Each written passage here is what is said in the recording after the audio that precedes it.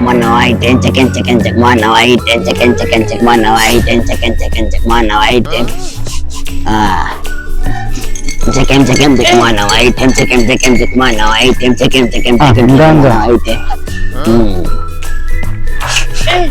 mganga.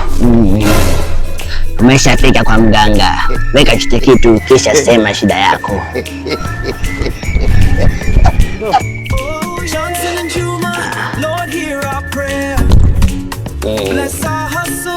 Mganga, miaka 10 sasa niko na mke wangu, lakini sijawahi kuacha kitu neto. Sasa sijui shida iko kwangu au iko kwa mke wangu. Kumbe weka chumbali, anayepiga nyeto ni wewe au mke wako? Na ni mimi na mikono yangu. Sasa shida inakuwaje kwa mke wako? Labda niridhishi. Nitolee pumba hapa. Sio unga, eti unga. Sasa hapo unanisaidiaje? Sasa hapo usijali, tiba ya tatizo lako ipo. Umefika kwa mganga ambaye hajawahi kushindwa. Hebu ngoja niongee na Wakulu, msaidizi wangu.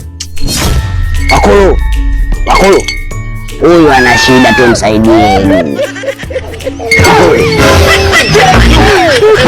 Oh my God.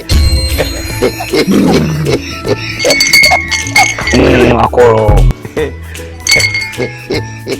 Sasa Wakulu wamesema cha kukusaidia ni kukata mikono yote miwili. Hiyo shida inayopiga nyeto. Ndio mganga, ni mikono na mimi au ni mimi na mikono? Basi kaikate kisha irudishe baada ya miaka miwili. Sasa mganga, nikishaikata hiyo mikono yangu yote miwili nitaitolea wapi sasa baada ya miaka miwili? Hilo ni juu yako, mimi hayo hayanihusu. Mganga, tafuta kazi, hii sio kazi. Hapo hela yangu.